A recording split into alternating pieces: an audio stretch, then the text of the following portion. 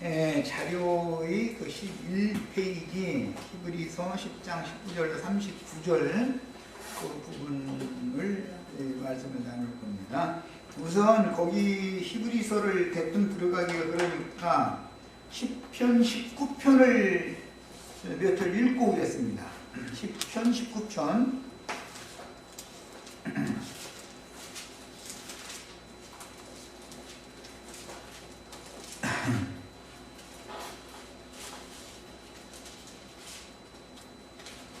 19편 7절부터 14절을 읽습니다.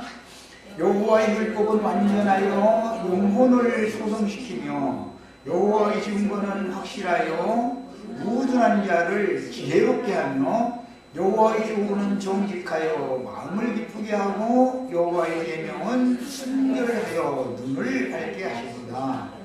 여호와를 경외하는 도는 정결하여 영혼까지 이르고 여호와의 법도 진실하여 다 의로우니 금 곧 많은 순금보다 더 상할 것이며 꿀과 꿀송이보다 더 달도다.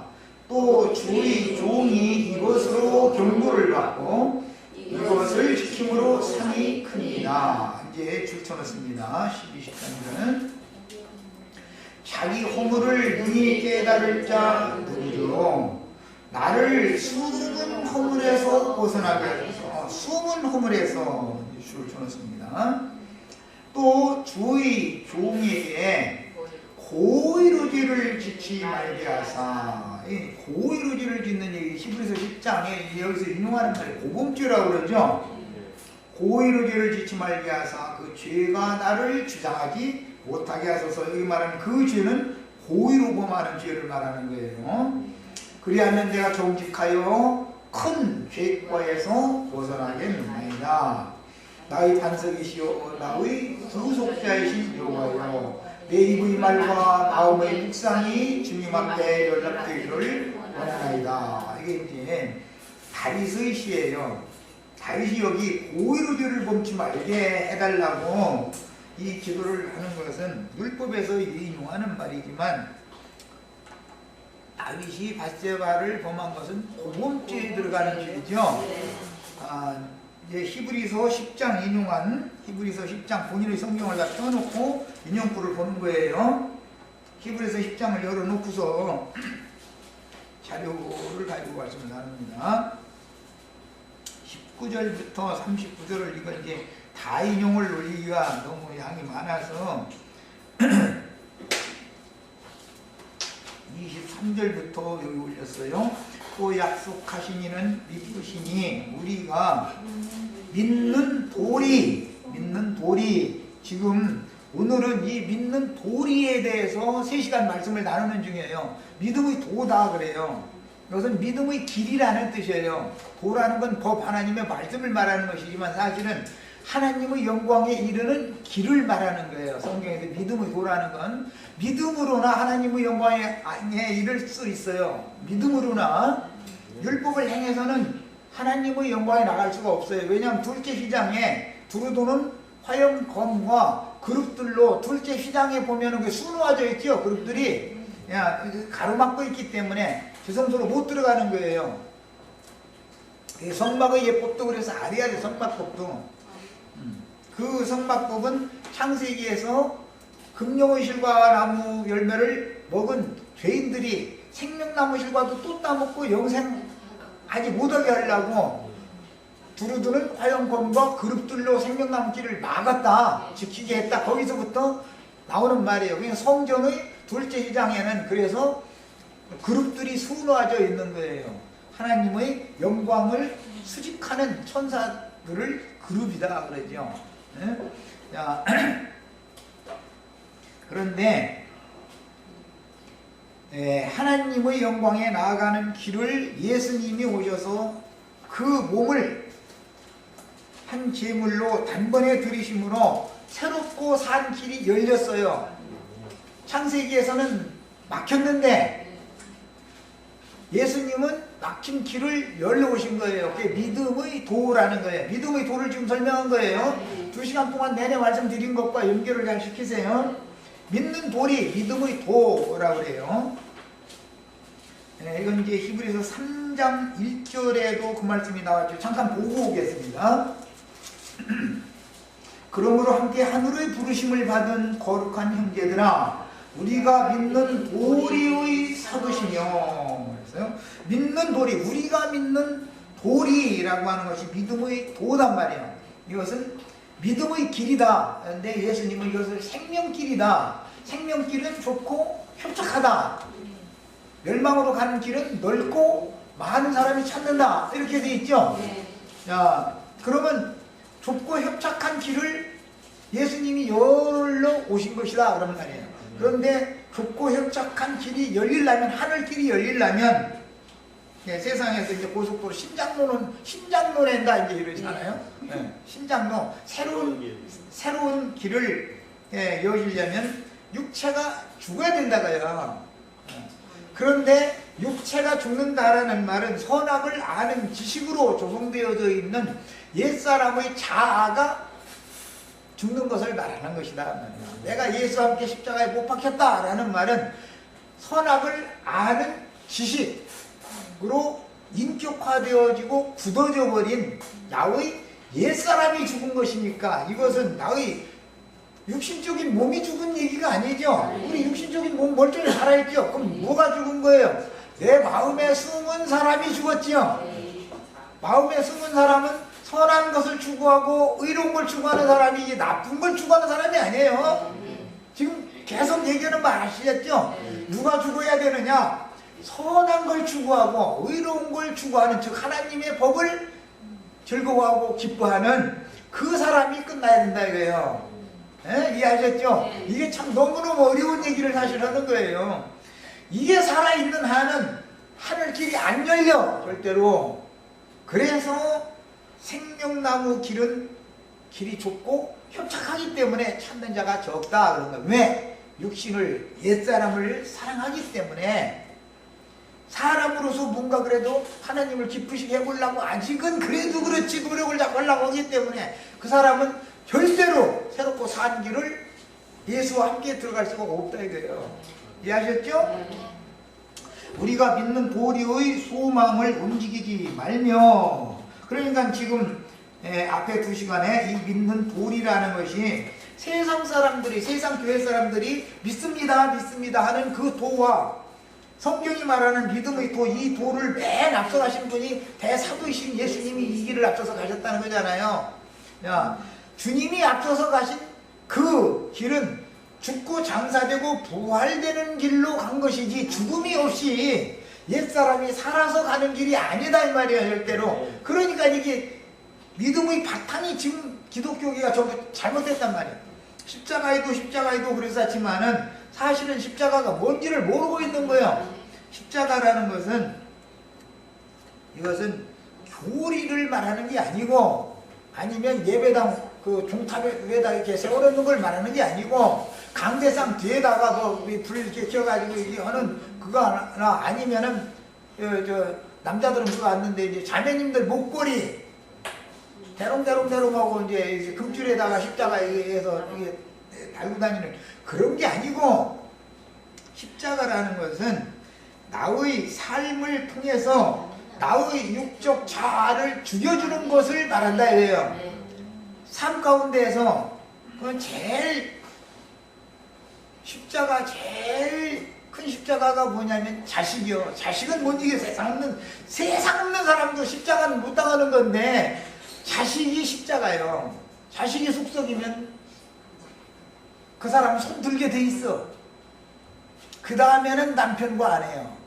그래도 남편과 아내는 쉽고 편해가면서 속을 새기니까 이게 잘 안 죽어져. 남편과 아내는 잘 안 죽어. 그런데 자식이 속을 새기면 죽게 돼 있어. 그때 뭐라고 말해요? 아이고 내가 졌다 너한테.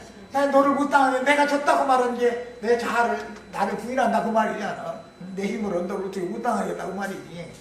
그래서 삶 가운데에서 일반적인 십자가라고 하는 것은 평안하고 안일한 생활을 유지하게 해주는 것은 직장이죠. 직업이에요.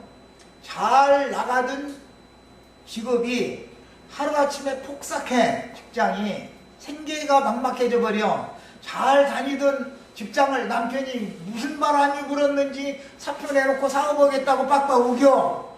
아무리 말리 만들어. 그럼 자기 고집대로 이제 사표를 냈어. 그런데 그 다음부터 십자가가 뭔지 인제사 맛을 보는 거예요. 인제사. 그 안에 너무 쉬운 십자가만 이론으로만 아는 십자가를 했는데 이제 십자가를 직접 경험을 시키는 거야. 이제 예. 사업을 하다가 퇴직금 받은 것이 조금 남아있으면 안 깨져. 처갓집만 망하게 해가지고는 안 깨져. 내 집은 먼저 망했으니까 처갓집도 망하게 했을 건데 친구들 뭐들 나와 안면 있는 사람은 다 망하게 만들어야 돼. 그래가지고 도망도 못 다니게 도망가려고 하면 빚쟁이가 딱 너 읽을 줄 알았어 하고서는 기다리고 있어. 어떻게 찾아왔는지 와가지고 네가 이럴 줄, 네가 세상에 불알 친구로서 어릴 때부터 그렇게 힘들게 그렇게 지내고 또 그때 공부도 잘하고 똑똑하던 놈인데 세상에 내 돈 지어먹고 이러고 도망다닐 줄은 몰랐다 뭐 이런 식으로 나가고 뭐 이제 이렇게 되면 점점 레슨이 여기서부터 시작해서 엉덩이 쪽에다 종아리 쪽으로 이제 발바닥 때리려면 거꾸로 옛날 신랑 갈아 먹는다는 거 해보셨어요?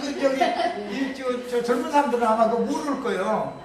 신랑을 이렇게 밧줄로 다리를 묶어가지고서 대들보에다 이렇게 걸어가지고 팔 이렇게 저 방바닥 닿을 정도로만, 팔이 안 닿을 정도로만 잡으면 죽으니까 지 힘으로 버티라고 이렇게 해놓고 나서는 발바닥을 갖다가 노래 불러하고 때리고 막걸리 거꾸로 있는 거 뭐 막걸리 한잔 해 하면서 때리고 아이 사람 두고 아주 참 장가가기 힘들어. 발바닥을 그렇게 때려. 그러면 더 이상 정수리를 죽게 맞았는데 엉덩이 허리 쪽으로 어디 엉덩이로 내려가더니 발바닥까지 후들겨 패. 이게 그래가지고 그 이튿날은 친구 데리고 저희 집에 가야 되는데 다리가 퉁퉁 부어가지고 알고 앉았으면 장모님이 아까우니까 뭐 요새 같으면 차불려서 말이야 이렇게 해서 가면 되는데 옛날에는 그게 없잖아. 그럼 이제 옛날에는 이명내 약사가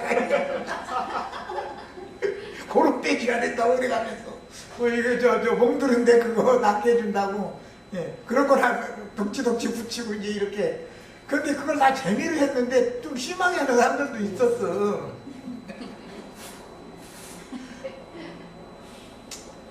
그런 걸 다 생각을 해보면 사람이 거꾸로 매달아 놓고서 발바닥을 후들겨 치는 그것을 성질내감 사는 게 아니라 실실 웃어가면서 그러니까 사람 죽어. 아주 실실 웃어가면서 발바닥 후려칠 때는 웃어가면서 치는 거야. 노래 부르라고 치고 뭐 거꾸로 매달리는 거고 막걸리 한잔 하고 하면은 이제 풀어준대. 근데 막걸리 마시면 아이 잘 먹네 한 잔 더 해. 끝이 안 나. 이거 그 시간 채워야 돼. 이걸 당해봐야 알아. 그래서 죽살이를 치게 만들 때 사업이 아주 처음부터 그냥 자꾸 아예 폭삭 망하면 손을 빨리 드는데 실실 웃어감 선다는 말은 조금 주었다. 100원을 주면 1원을 보태서 뺏어가. 그 다음에 또 한참 있다가 또 100원을 또 줘. 그러니 이놈 거 놓지도 못해 이놈 거. 빚이 자꾸 있는데도. 그래서 한 탕만 자꾸 그게 만들어버려. 마귀는 이렇게 사람을 세상 말로 골장 내는 거야. 완전히 골장 내버려. 자금야금해서 먹어 들어가는 거거든. 이것은 십자가의 도가 뭔지를 나는 주관적으로 지금 설명하는 거예요. 이 말을 못 알아듣게 도대체 영예님은 말해 십자가의 도를 말해 심플하게 좀 해도 잡혀서 말이야. 왜 그렇게 그냥 복잡한 얘기하느냐 이러면은 여기 오시면 안 돼. 그분은 그 동네로 가셔야 돼.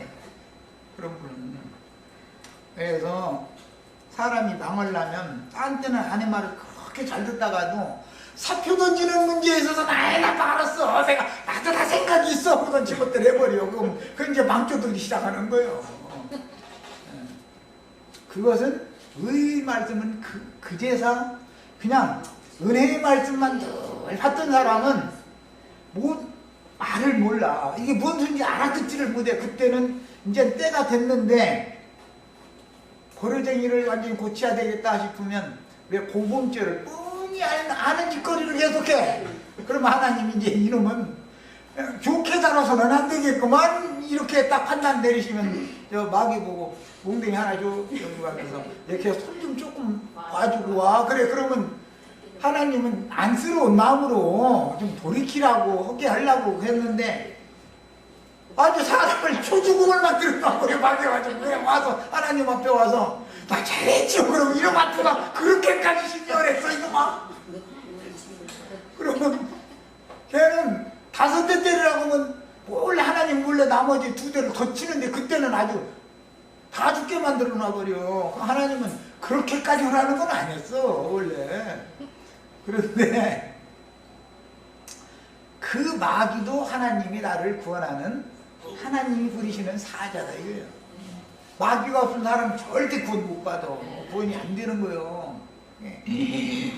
하나님이 멍청하게 말해요. 왜 말해 선한 천사만 만들어지 아니 생명만만 만들어지 뭐라고 선악과를 만들어놨냐 이렇게 말하면 그 사람한테는 아니 한참 있다 오시라고 이래야지. 그 사람한테 설명해도 얘기가 안 통해. 그거 하나님이 인간의 지혜만 못하겠어?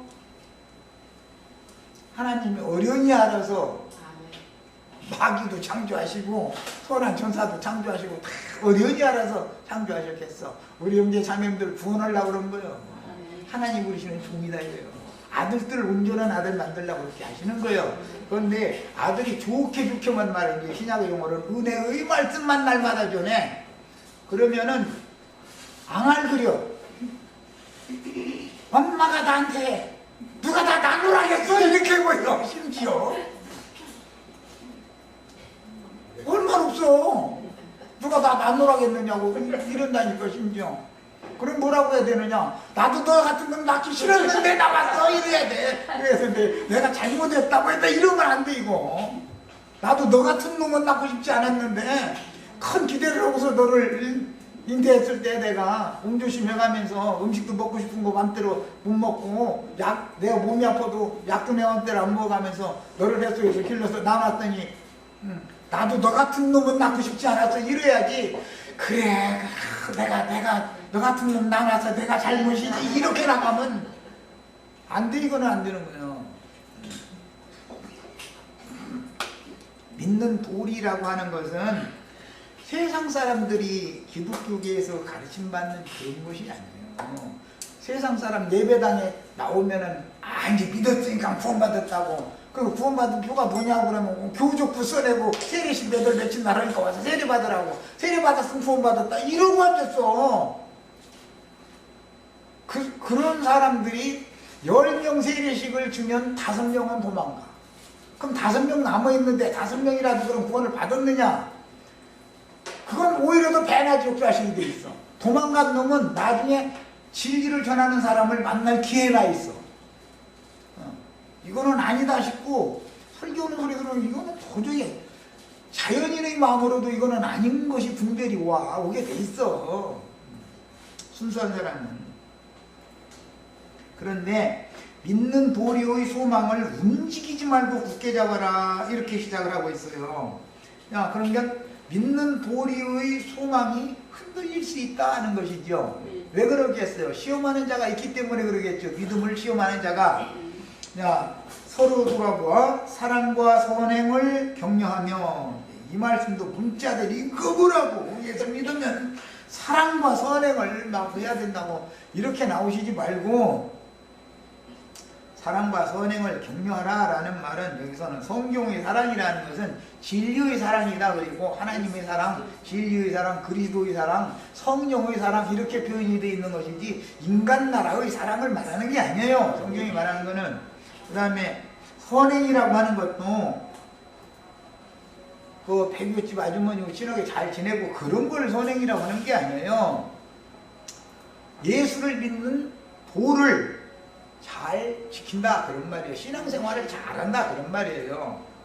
이것을 서로 격려해라 그랬고 이제 줄쳐넣습니다. 모이기를 피하는 어떤 사람들의 습관과 같이 하지 말고라고 되어 있는데, 습관적인 모임을 세우지 말고 교회 모임은 폐하고 습관적인 모임을 세워. 원문대로 난 직역을 하는 거예요. 교회의 모임이 있고 습관적인 모임이라는 것은 헬라파 유대인들은 그들의 관례에 따라서 성전이나 각지의 회당에 모이는 것이 그들의 습관이에요. 그들은 안식일 날만 되면, 절기 때만 되면 의무적으로 모이는 게 습관이에요. 그들은 그런 모임을 세우기 위해서 교회 모임을 폐하라고 하는 자들이 있다 이거예요. 그런 다른 가르침을 받고 움직인다 그랬는데 흔들린다 이게 믿음이 흔들려. 그렇게 하지 말아라 그 얘기예요. 자, 오직 권하여 그날이 가까움을 볼수록 더욱 그리하자. 그러니까 사도시대 때는 모임이, 유대인들은 성전이나 회당에 습관적으로 모였어요. 그들이 관례예요. 이제 또 이번 번역에는 습관이라고 하지 않고 관례라고 이렇게 돼 있죠. 뭐 관례를 따라서 회당에 들어가셔서 뭐 했다가 회당에 들어가서 전도했던 이런 얘기가 관례라고 번역이 됐죠. 이번 번역에는. 지난번 번역에는 그걸 이제 습관이라 그래요. 자, 그런데 그날이라는 말은 초대교회 때, 사도시대 때 예수님의 말씀이 두 단락으로 분리시켜서 유대에 있는 자들에게 하신 말씀이 있고, 복음이 땅끝까지 전파된 다음에 온 지구상에 있는 모든 사람들에게 임할 말씀이 있고, 두 가지로 말씀을 하셨어요. 그날이라고 하는, 인자의 날이라고 한 그 내용을 누가복음 21장에 가서 읽고 오겠습니다. 여기 이제 히브리서 10장은 어차피 다시 올 거니까 이거 잘 표시를 해놔두고 누가복음에 가서 읽습니다. 누가복음 21장 29절부터 33절까지 먼저 봅니다. 이에 비유로 이르시되 무화과 나무와 모든 나무를 보라. 무화과 나무는 유대인들을 말하는 거예요. 모든 나무는 이방인들을 말하는 거예요. 여기서 싹이 나면 너희가 보고 여름이 가까운 줄을 자연히 아나니, 이와 같이 너희가 이런 일이 일어나는 것을 보거든 하나님의 나라가 가까이 온 것이다. 하나님의 나라가 임했다가 아니고 가까이 온 것이다. 이것은 예수님이 죽고 부활 승천을 하시면 하나님의 나라가 가까이 온 거예요. 다시 성령으로 예루살렘 교회에 오시면, 임하시면 하나님의 나라가 너에게 임하였느니라. 이제 성경의 용어를 잘 이해를 하셔야 돼요. 그 다음에 예수님이 처음에 복음을 전하시기 시작할 때도 회개하라 천국이 가까이 왔느니라죠. 천국이 너에게 이미 임했다가 아니고, 천국이 임하려면 어떻게 해야 돼요? 구속을 이룬 다음에 승천하셨다가 살려주는 영으로 믿는 제자들에게 들어오셔야죠. 그럼 임한 거예요. 그 얘기예요. 내가 진실로 너에게 말하노니 이 세대가 지나가기 전에, 이 세대라는 건 예수님과 같이 살고 있었던 그때 당세 사람들이란 말이에요. 그때 사람들이 지나가기 전에, 그 세대가 지나가기 전에, 세대가 바꿔지기 전에 모든 일이 다 이루어지리라. 이 모든 일이 다 이루어진다라는 말은 예수님이 죽고 나서 36년 후에 AD 70년에 예언이 이루어져요. 그랬죠? 예루살렘이 멸망하고 AD 105년에는 이스라엘 나라가 완전히 멸망해버렸어요. 그러니까 그때 당시 사도들의 시대에는 주님의 예언이 당시 자기네들이 생존해 있던 그 세대가 지나가기 전에 이루어질 거라고 믿고 있었어요. 그래서 신약 소신서에 보면 모두 주의 날이 다 가깝다 그러지, 멀다라고 하지를 않죠. 다 가깝다고 그랬지.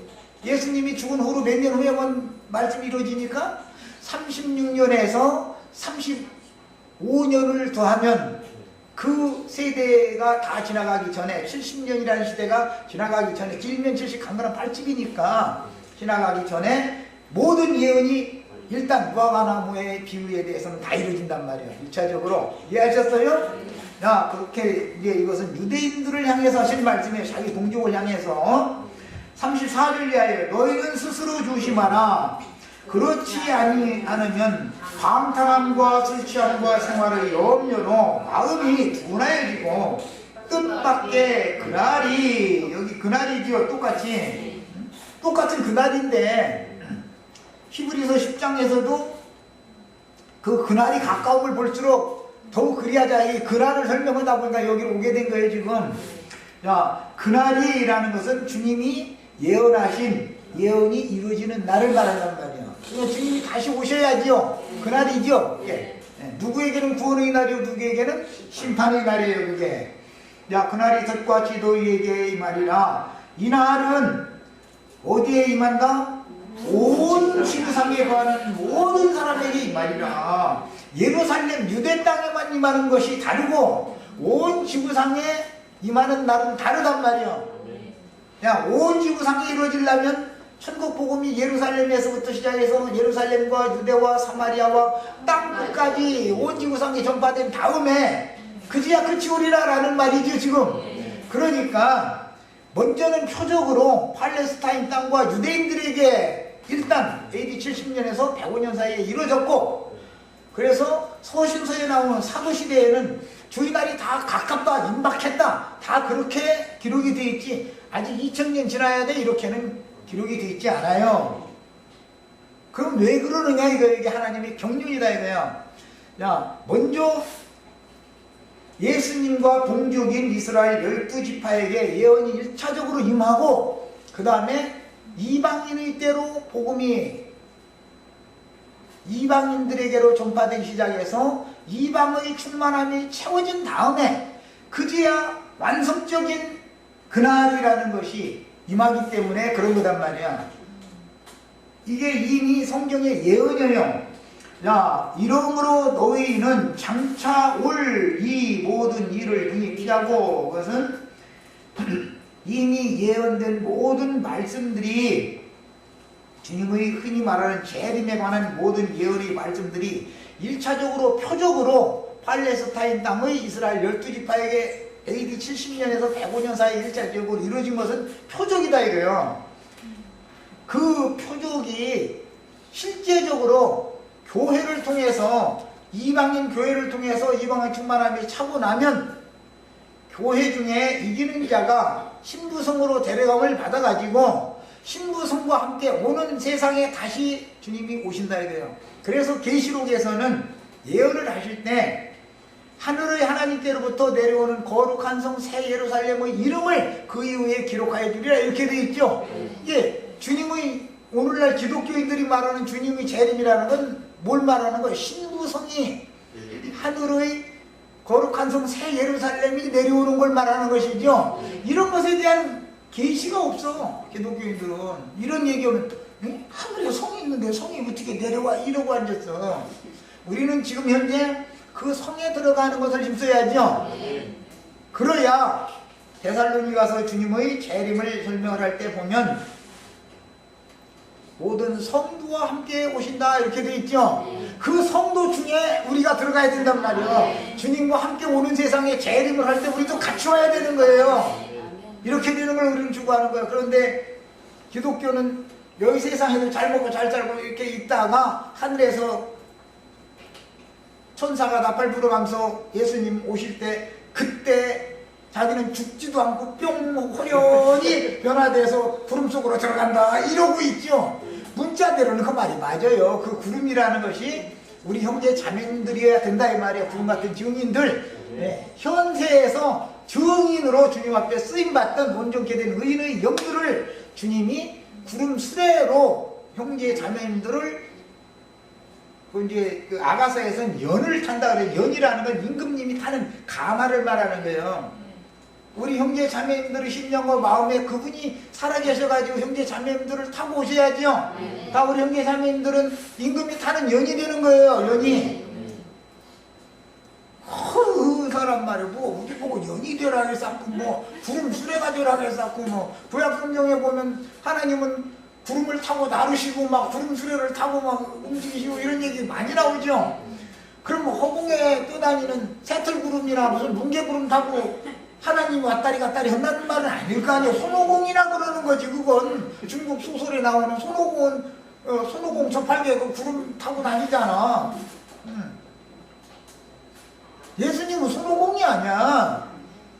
구속을 하시고 구원을 이뤄서 신구성에 데려간 온전케 된 의인의 영들을, 믿음의 증인들을 타고 오시는 거예요. 온 세상에. 거기에 대한 표적이다 이거예요. 오순절이라고 하는 거는. 아셨죠? 오는 세상 사람들에게 오순절 성령이 또 임할 때 우리 형제 자매님들이 같이 오셔야 돼. 자, 이제 거기까지 하고 히브리서로 다시 돌아갑니다. 이런 걸 가르치면 가만히 들어보면 그 사람 이단이더만 이래요. 무조건 오고 왜 그러겠어요? 구름 타고 주님 오시는 걸 고대하고 있는데 딴 사람들은 다 죽었어도 자기는 구름 속으로 죽지도 않고도 이렇게 올라갈 거 호련히 이렇게 변화돼서 올라갈 걸 기다리고 있는데 너도 죽어야 된다 이렇게 말하면 그건 이단이더만. 말씀에는 죽지 않고 죽음을 보지 않는다고 했는데 이러고 앉았단 말이야. 예수의 살과 예수의 피를 먹으면 죽는다 해서 죽지 않는다 해서 안 죽어. 그러면 육신이 안 죽는다는 말이 아니란 말이요. 그죠? 뭐가 안 죽는 거예요? 마음에 숨은 사람이. 구속받은 사람은 죽음이 없다. 마음에 숨은 속사람이 자연인으로서 아담 세계의 사람은 나쁜 게 아니에요. 선하고 의로운 걸 추구하는 사람인데 그 사람이 죽어야 되고 나는 할 수 없습니다 하고 주님께 모든 걸 맡겨버려서 믿음의 도리를 힘써 지킨 사람들은 죽음이 없다 그 말이에요. 예수님이 말한 죽음이라는 건 육신의 몸을 말하는 게 아니에요. 육신의 몸 안 죽는 사람 있어요 없어요? 사람이 한 번 죽는 것은 하나님 정하십니다 그랬는데 그 사람만 안 죽겠어? 아니 자기보다 훨씬 믿음이 좀 베드로도 죽었고 바울도 죽었는데 저라고 왜 안 죽어? 심지어 바울과 베드로의 스승이었던 예수님도 죽었는데 지가 왜 안 죽어? 지가 예수님보다 더 타버려? 그거 왜 그러는 거예요? 성경 말씀대로 죽기를 무서워하여 일생에 매어 종노릇 하는 이것이 마귀에게 종노릇 하는 사람이다. 이게 죄에게 세상에게 지금 종노릇 하는 사람이다 이거예요. 야, 이런 사람을 건져내려고 주님이 살려주는 영으로 오셨어. 영이 오시면 영을 살리는 것이지 육을 살리겠냐 이 말이요. 혈육은 하나님 나라 영으로 받아요 못 받아요? 혈과 육은 어차피 버릴 거예요. 이것을 버릴 것인데 이게 흙으로 돌아가기 전에 위로부터 새 생명을 속사람이 얻어서 즉 양심부터 소송 살리심을 받아가지고 그의 혼생명까지도 온전케 되어진 다음에 하나님 나라를 유업으로 받아야 된다. 그 얘기를 하는 게 복음이다 이거예요. 이해하셨죠? 이렇게까지 손바닥에다 쥐어주는데도 딴소리 가면서 굉장히 어렵더만. 아주 뭐 어렵기는 이보다 더 쉽게는 나는 설명할 능력이 없어. 뭐 모르지. 하나님이 직접 와서 설명하시면 설명을 더 잘할지. 자, 그래서 습관, 어떤 사람들의 습관과 같이 하지 말고 오직 권하여 그날이 가까움을 볼수록 더욱 그리하자라는 건 모이기를 빼하지 말자 그 말이죠. 교회 모임을 더 세워야 된다 이 말이요. 그날이 가까움을 볼수록. 그런데 그날이 가까이 오면 볼수록 교회 모임을 세우기가 쉬운 게 아니에요. 사탄의 시험이 방해 공작이 있으니까. 실제적으로 로마에 의한 교회의 박해가 있었기 때문에 다 흩어지잖아요. 헤롯이 박해하지, 빌라도가 박해하지, 막 그냥 박해하는 거니까 어떻게 해야 돼요? 살아남으려면 도망가야 되잖아. 그래서 도망하는 일이 겨울에나 안식일에 되지 않기를 기도해라. 그래서 그 말씀까지 했었던 거예요. 야, 남들은 추수가 다 돼서 주님의 데려감을 받았는데 아직도 추수가 안 돼가지고 꽁꽁 얼고 있는 겨울에 이 땅에서 이게 동태돼가지고 있으면 안 된다 그 말이요.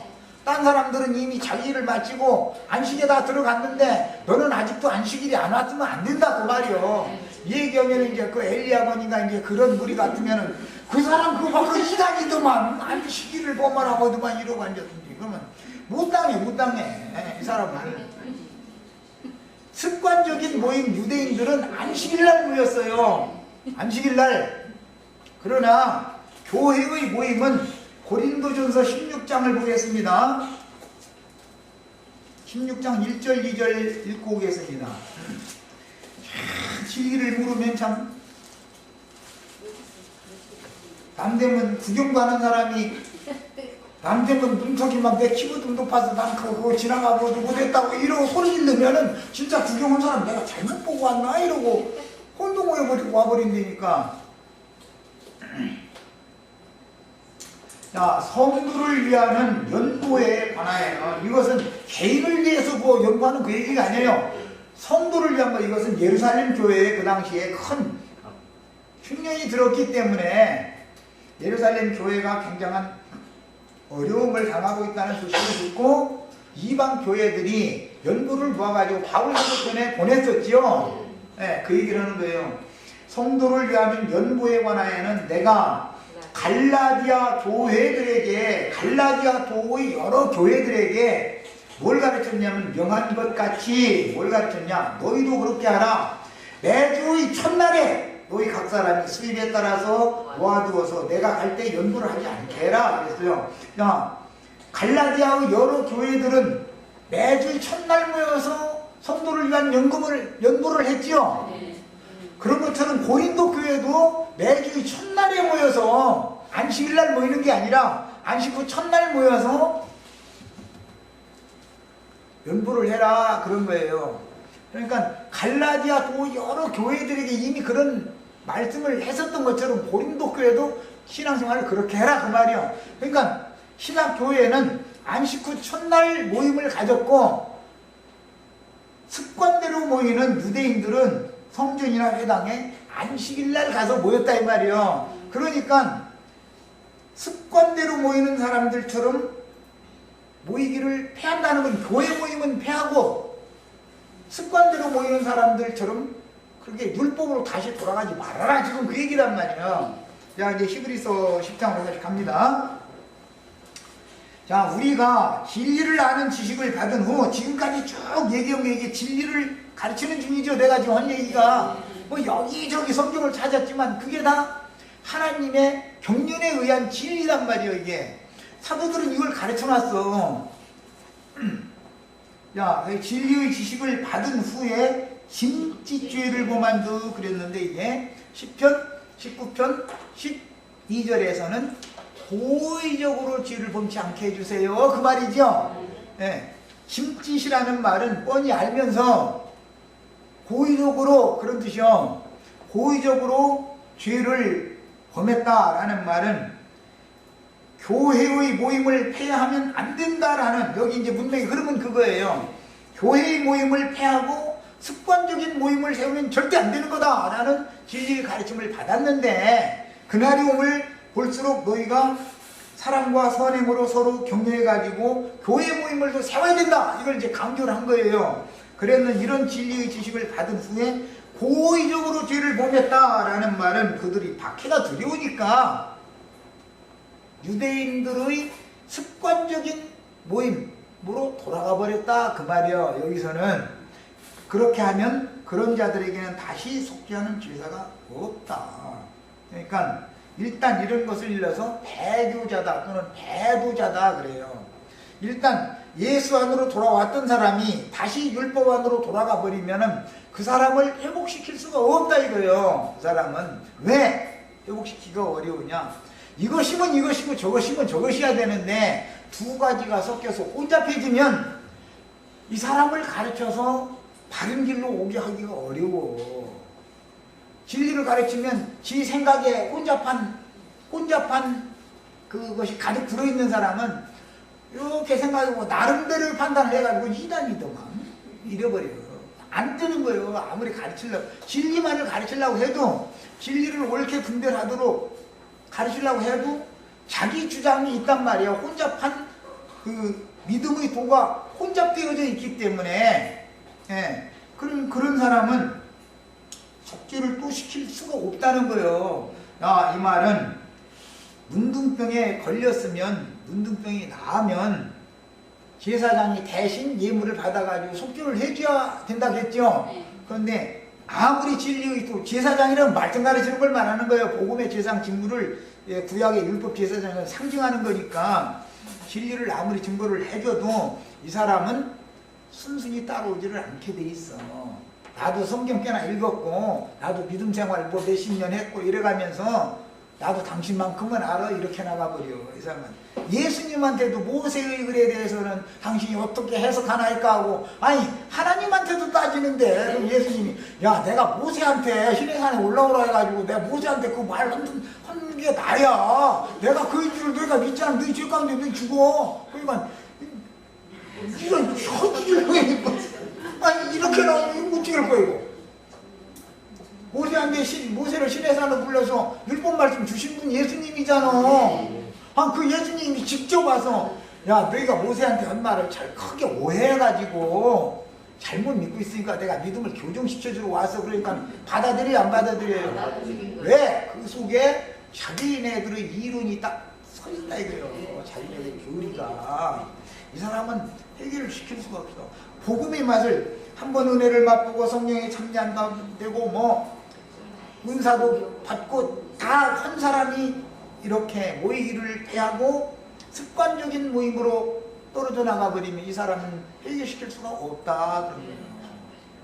안 되는 거예요. 이 사람은 너무 교만해져 있기 때문에. 오직 그런 경우는 무서운 마음으로 심판을 기다리는 것과 대적하는 자를 태울 맹렬한 불만 있으리라. 이 맹렬한 불이라는 것도 얘기하면 허공에서 막 벼락불 떨어지는가 또 이렇게 생각하시면 벼락불이 떨어져 봤자 벼락 쳐봤자 육신의 몸은 태울지 몰라. 하나님이 태우는 불은 꺼지지 않는 불이죠. 지옥불. 그러니까 이 불은 시온산에 올라간 자들이 유다는 불이 되고 요셉은 불꽃이 되어져 가지고 온다겠죠. 그래서 데살로니가 후서에 보면은 주님이 다시 오실 때 불꽃 중에서 그분의 영광을 나타낼 것이다 그래서 우리 형제 자매님들은 지금 이렇게 예수를 믿는다 해가면서 율법으로 돌아가야 된다고 하는 놈들은 불살르러 오는 거예요.